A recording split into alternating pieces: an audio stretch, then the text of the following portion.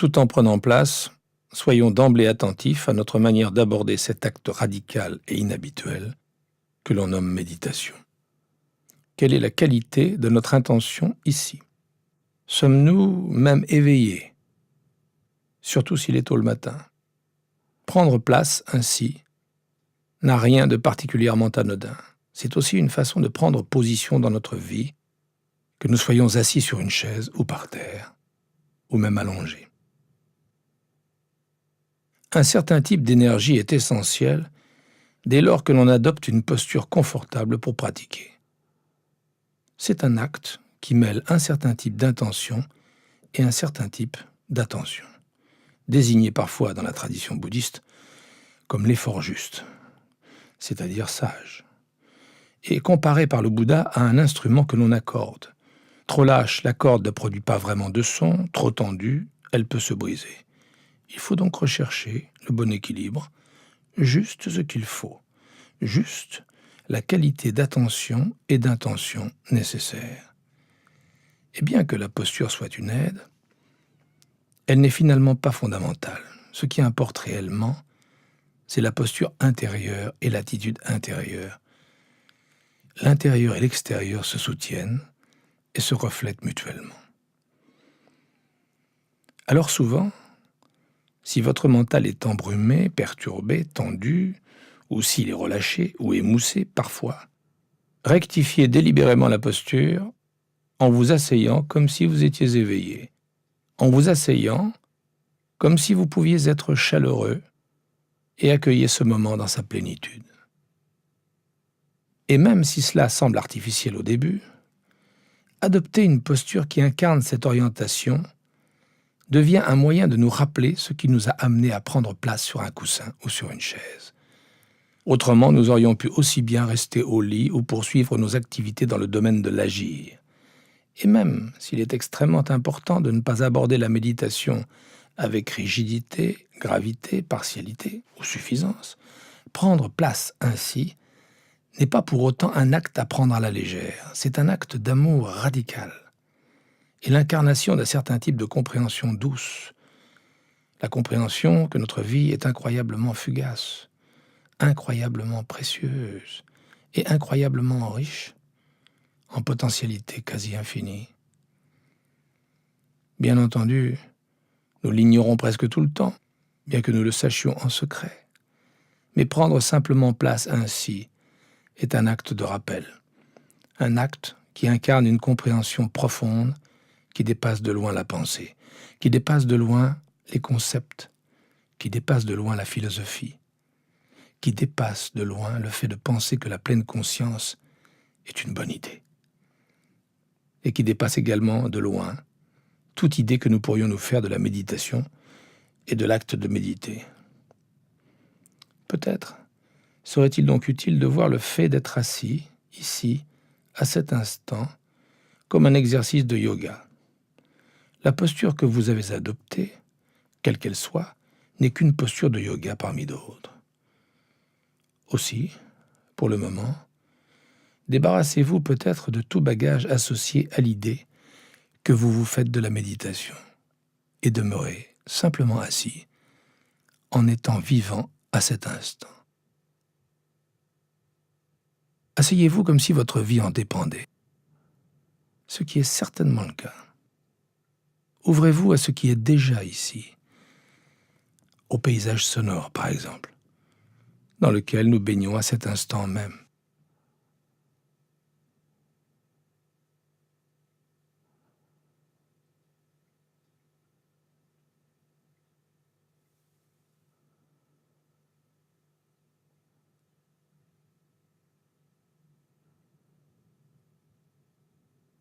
Inutile de tendre la main pour l'atteindre, car il est déjà là, ici même, plus près que près. Consacrez-vous entièrement à entendre ce qui est déjà là pour être entendu, moment après moment. Restez simplement assis ici et entendez, sans rien écouter, en laissant les sons et les intervalles entre les sons, quels qu'ils soient, proches ou lointains, agréables, désagréables ou neutres, se présenter à votre porte, ce qui de toute façon est le cas, les portes de vos oreilles. les portes de l'esprit qui entend et qui connaît. Vous demeurez dans le silence et le calme, à l'intérieur et en deçà des sons, et dans les intervalles entre les sons.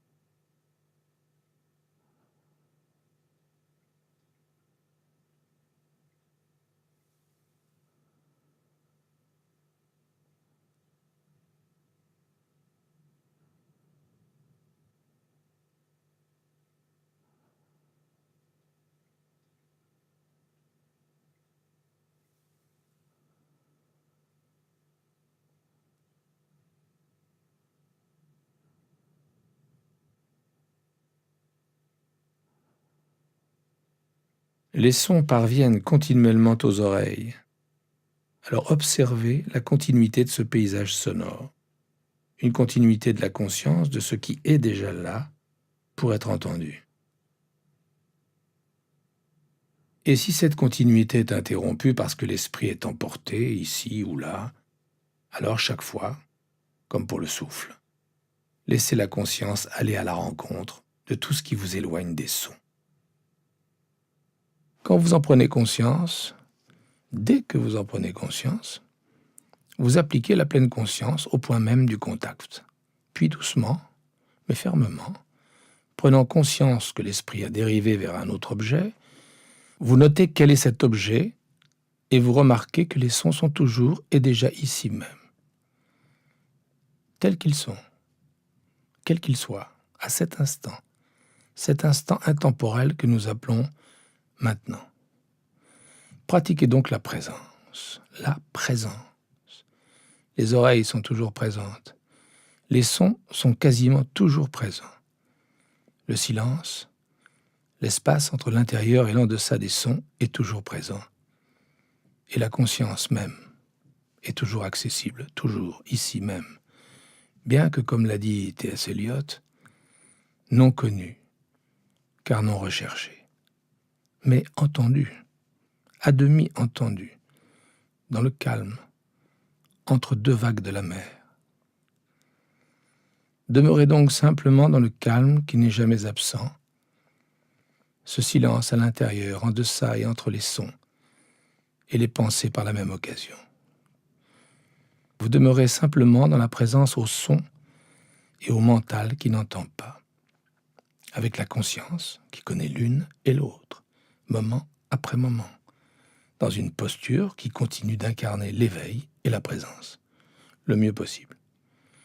Notez si le mental évalue et juge les sons qui surviennent, en les transformant en bruit, s'ils sont désagréables ou indésirables. Il peut également vouloir des sons différents, de meilleurs sons, des sons plus doux, des sons plus puissants, des sons plus naturels, et inventer des histoires sur ce que vous entendez, ce que vous voulez entendre ou ce que vous n'entendez pas. Notez et acceptez également cet élément réactif et jugeant chaque fois qu'il apparaît. Et encore une fois, le mieux possible, ouvrez-vous à entendre simplement ce qu'il y a à entendre, moment après moment, après moment.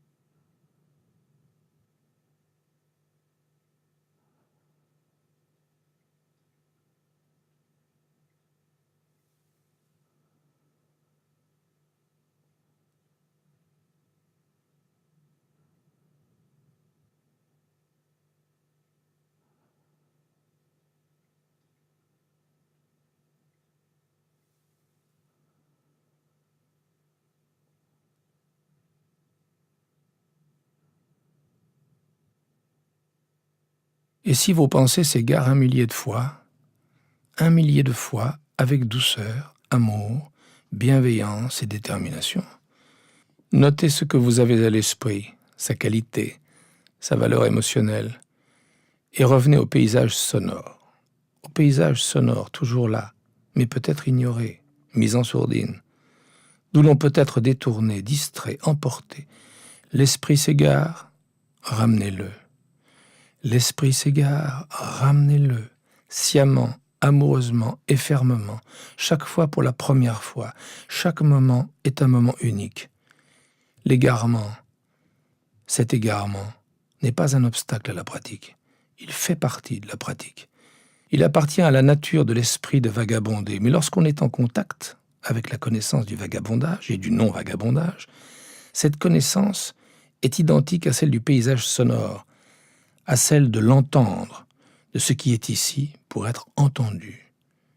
Et c'est la connaissance qui est primordiale ici. La connaissance non conceptuelle, sans penser, de l'entendre, de l'être assis ici, de l'être en vie.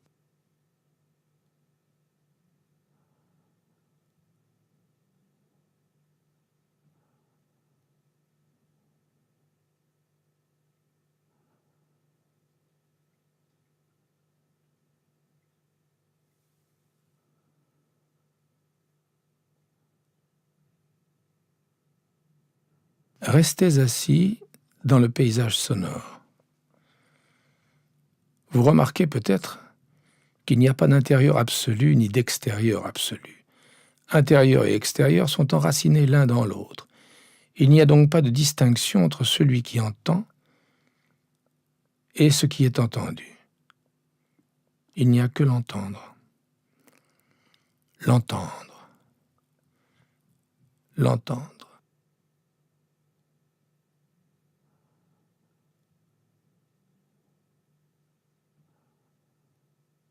Et comme le paysage sonore nous parvient grâce à l'air, jusqu'à la fin de la méditation, étendez le champ de la conscience, si vous en avez envie, jusqu'à inclure l'air qui touche la peau, caresse la peau, l'air dont nous nous gorgeons, qui nous nourrit sous la forme du souffle.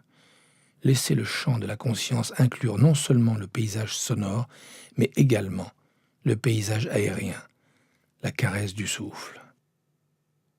Et pas seulement la connaissance du souffle à travers les sensations du souffle dans le corps, mais en laissant le champ de la conscience inclure l'intégralité du corps, le paysage corporel si vous préférez. Assis, ici, respirant, entendant, ressentant l'air, respirant l'air, entendant, ressentant, assis, connaissant.